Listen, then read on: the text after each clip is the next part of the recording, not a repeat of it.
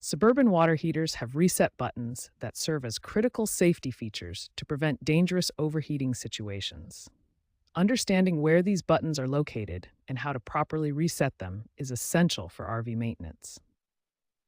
Reset buttons act as safety switches that automatically cut power to the heating elements when water temperature exceeds safe limits, typically around 180 degrees Fahrenheit.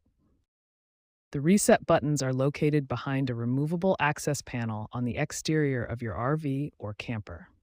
This panel is typically found on the back of the water heater unit.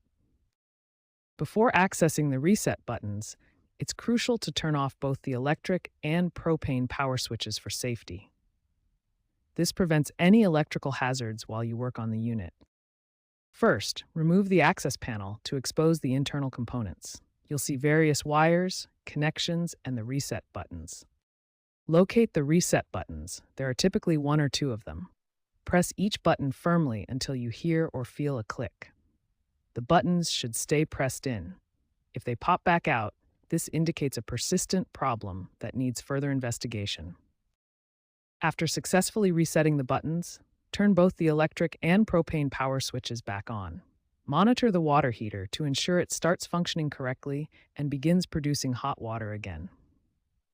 When your Suburban water heater isn't producing hot water, the reset buttons are often the first solution to try. Pressing both reset buttons may restore normal functionality by clearing any safety shutoffs. However, if the reset buttons trip frequently, this indicates a more serious problem. A faulty thermostat or other underlying issues may be causing repeated overheating, requiring professional inspection. For LP mode operation, if the red fault light stays on, check these common causes: an empty gas bottle, air in the gas line, or wind blowing out the flame. The fault light indicates the system has detected a problem. Always ensure the water heater bypass valve is in the normal operating position. A common oversight is forgetting to return the valve to normal after maintenance or winterization. If resetting doesn't solve the problem, check for 12-volt DC power at the high-limit eco switch and thermostat. This wiring diagram shows the electrical connections you'll need to test. Regular maintenance is crucial for preventing issues.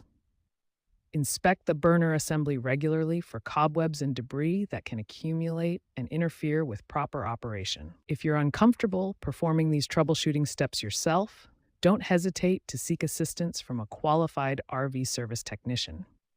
Professional diagnosis can save time and prevent further damage.